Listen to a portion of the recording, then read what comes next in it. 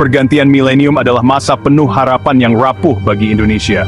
Namun, di provinsi paling baratnya, luka yang dalam dan menyakitkan terus membusuk. Aceh, Serambi Mekah, berdarah. Selama beberapa dekade, tanah itu telah dibasahi konflik, perjuangan tanpa henti antara pemerintahan Indonesia dan Gerakan Aceh Merdeka, atau GAM. Ketika Abdurrahman Wahid, Gus Dur, melangkah ke istana pada akhir 1999, ia mewarisi bangsa yang bergulat dengan krisis ekonomi dan transisi demokrasi. Ia mewarisi sebuah perang. Udara di Aceh penuh dengan kecurigaan dan ketakutan. Pos pemeriksaan yang dijaga tentara adalah pemandangan umum, pengingat konstan bahwa kekerasan bisa meletus kapan saja. Rakyat terjebak di tengah, hidup ditentukan oleh baku tembak. Kepercayaan lebih langka daripada perdamaian itu sendiri. Pemerintah pusat di Jakarta tidak dipandang sebagai pelindung, tetapi sebagai penindas. Puluhan tahun operasi militer dan pelanggaran hak asasi manusia serta eksploitasi sumber daya menciptakan jurang kebencian yang dalam. Janji otonomi terasa seperti gema kosong. Setiap matahari terbit membawa ketakutan, bisikan di kedai kopi tentang bertahan hidup. Konflik telah menjadi trauma generasi. Di koridor kekuasaan di Jakarta dan di barak militer, narasi dominan tak tergoyahkan. Keutuhan NKRI tidak dapat ditawar. Semboyan itu jadi pembenaran sikap garis keras. GAM dipandang bukan sebagai kelompok berkeluhan sah, melainkan pemberontak separatis yang harus dihancurkan. Di mata banyak jenderal, dialog adalah tanda kelemahan.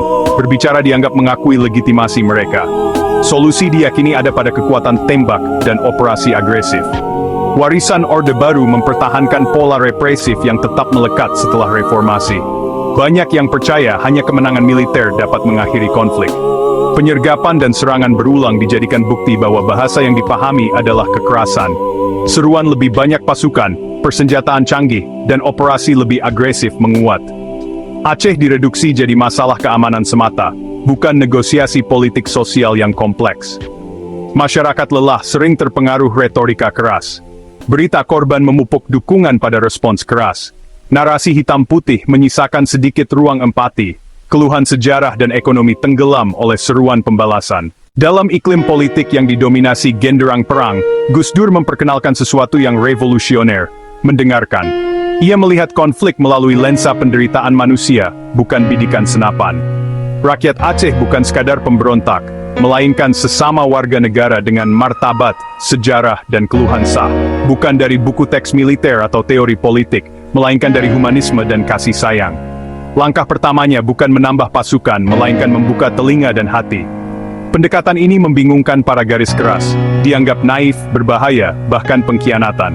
Namun ia beroperasi pada frekuensi berbeda. Ia memahami kekerasan melahirkan kekerasan, solusi paksa tidak langgeng.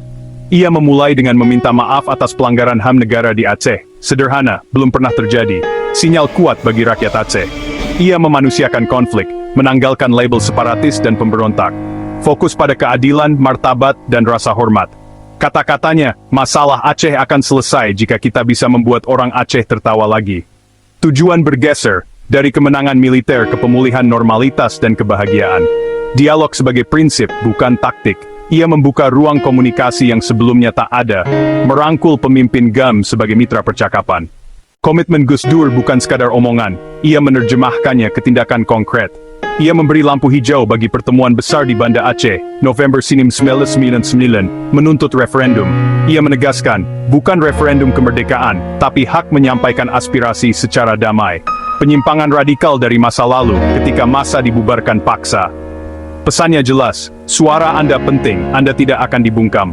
Lebih dari 1 juta hadir, menyalurkan kemarahan ke aksi damai yang terorganisir. Ia membuka pintu istana, mengundang mahasiswa, aktivis, ulama, bahkan yang bersimpati pada GAM, untuk bicara langsung. Berjam-jam ia mendengarkan.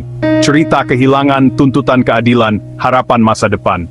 Ia tidak menceramahi, ia mendengarkan. Citra pemerintah arogan runtuh. Banyak orang Aceh merasa untuk pertama kali dilihat dan didengar. Ruang aman untuk keluhan, langkah awal membangun kembali kepercayaan. Ia memfasilitasi pembicaraan langsung pertama di Jenewa. Jeda kemanusiaan ditandatangani, pencapaian monumental.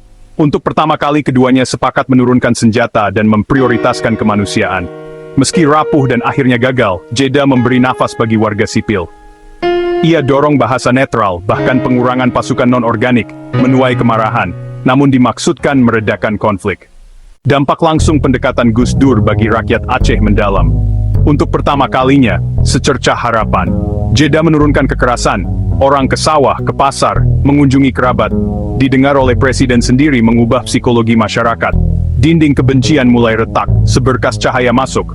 Tidak semua di Jakarta memandang Aceh sebagai musuh. Hubungan yang berbeda menjadi mungkin.